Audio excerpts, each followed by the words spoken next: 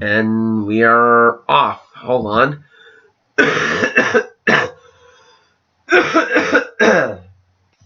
Well, I am feeling a little better. And I'm sorry I didn't post this sooner like I said I was going to, but last night things just kind of got late and stuff, and I just kind of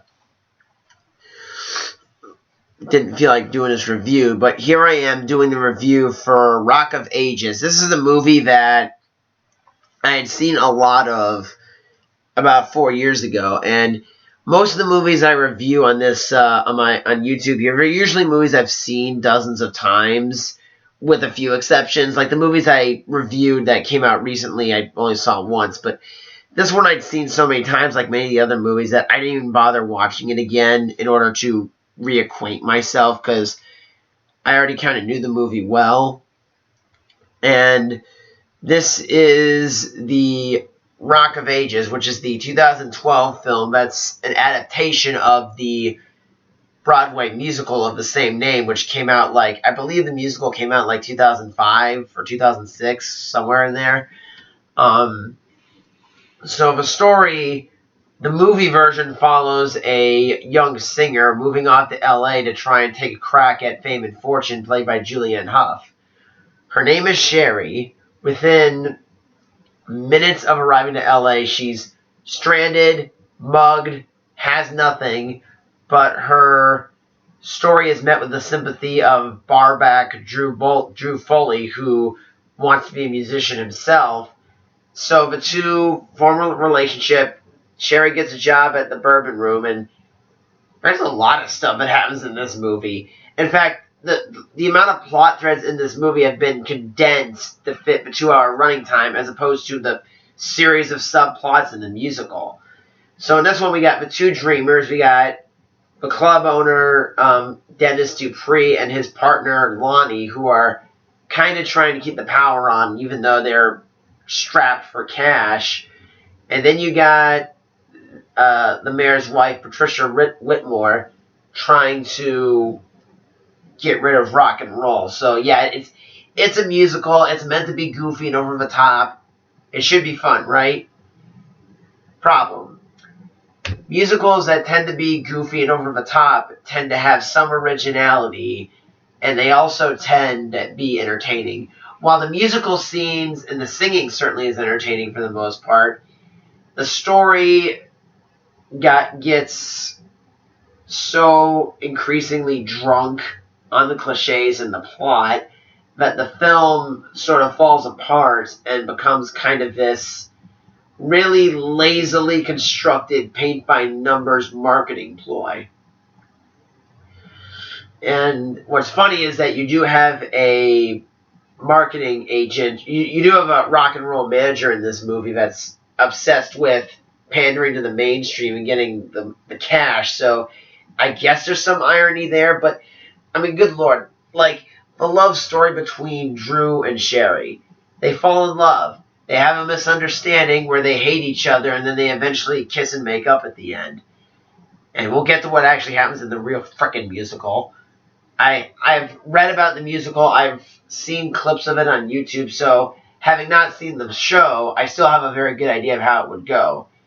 And so, yeah, I mean, Drew and Sherry, their personalities are really just generic cute guy number 7 and generic hot girl number 5.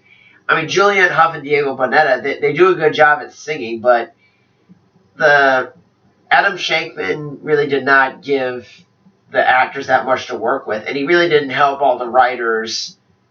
He wrote the movie about 2 or 3 other people, but there was just no real depth to the characters. I mean, with Tom Cruise as Stacey Jacks, Alec Baldwin as Dennis Dupree, they were at least those characters seemed a little more fleshed out. But the Paul Giamatti character, Patricia Whitmore, played by Catherine Zeta-Jones, they were just told to act like stereotypical cliched characters. So there really isn't much to them.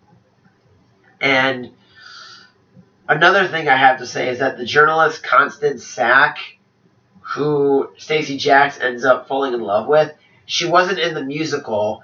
She was pretty much just there to be the hot journalist for Tom Cruise's character to fall in love in, because we got Tom Cruise, damn it, he has to hook up with somebody, apparently. So, and this is the reason, I'm giving a lot of criticisms to the movie, and this is why I picked this film, because I wanted to talk about a movie that I'm not that fond of, because I've been doing so many positive reviews, I wanted to do a negative one just to change things up a bit.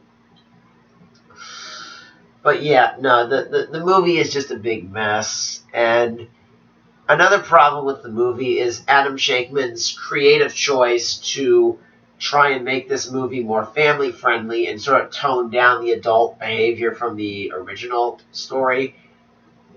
From what I've read and from what I've seen, the play would have been a PG-13 movie regardless, so I don't think he had to change that much. And there are two major changes that the movie makes that I really do not like. One is the nature of Drew and Sherry's relationship. For one thing, in the stage show, Drew and Sherry do have that picnic date, but Drew gets cold feet and says that they're just friends, which upsets both himself and Sherry. So Sherry, feeling heartbroken and looking for someone to latch onto, has sex with Stacey Jax. Drew finds out about this and gets angry. But in the musical, it's just Sherry was trying to help Stacey with something else. She comes out of a dressing room. Drew sees Stacey Jax walking behind Sherry, and he assumes the worst. And I don't really see why they couldn't add that into the movie, because technically Sherry didn't cheat on anybody. And technically Drew was the one who said you could see other people in a way. So, yeah, I mean, either way, both characters come off as idiots. And the ending. The ending of the musical was pretty classy and mature. The ending had in the musical, the characters ended up being happy. Drew and Sherry got together. They weren't famous rock stars or anything, but they were able to get a happy ending. And the main message of the musical was that you don't always get what you want in life, but that doesn't mean it's not good. You know, sometimes the dreams you have are not the dreams you end up with. You compromise. You have to suffer defeats. You have to change your path. You have to come up with something else. But regardless, you can still have a happy life without your wildest dreams coming true. That was the point of the story. In the movie, they completely bastardize and toss that thing out the window and say, you know what? Let's give the characters the happiest possible conclusion they can all get. Which I think really destroys and completely, it's like, here's the bullseye, here's the bullseye right here, and the arrow's over here. You've completely missed the point of the story you're adapting. And, I mean, I'm getting worked up about it now, and I haven't even seen the whole musical. I've only seen bits of it and read about it. But it kind of annoys me when movies dumb down things for the audience, because I understand you're trying to make a marketable movie, but I think you could have, I mean, the Rocky movies, the first Rocky had a happy ending, and Rocky doesn't even win the fight in that one. You know? I mean, or Rudy, he ends up playing for Notre Dame, but he's not a star. He has like one sack, and that's it, you know? You don't have to have the fairy tale Hollywood ending every single fucking movie in order for the audience to be satisfied. Sometimes it's more important to learn the lesson that you may get a happy ending, but it may not be the one you expect. You can't always get what you want, but you get what you need. And yeah, I'm trying to think of what else I could complain about with the movie. I just feel like the movie was trying so hard to be this cheesy musical that I think it kind of pole vaulted over the shark in terms of being something I mean, with Hairspray, you always got the sense that it was a goofy, silly, over-the-top musical, but there were several scenes in there that kind of kept it a little grounded in reality. Here, it's almost like a nostalgia goggled version of the 80s, but yeah, it just seemed kind of... I mean, if you were going to do a lot of cliches with this movie, it would have been funnier and it probably would have been better if they did some sort of clever satire of all the cliches in the narrative. And that I would probably accept. But aside from that, this movie's kind of a forgettable mess. I mean, I remember there was a lot of hype for it when it came out back in 2012, but I don't think many people really remember this movie as much. They remember the musical numbers, but actual quotes from the movie, probably not.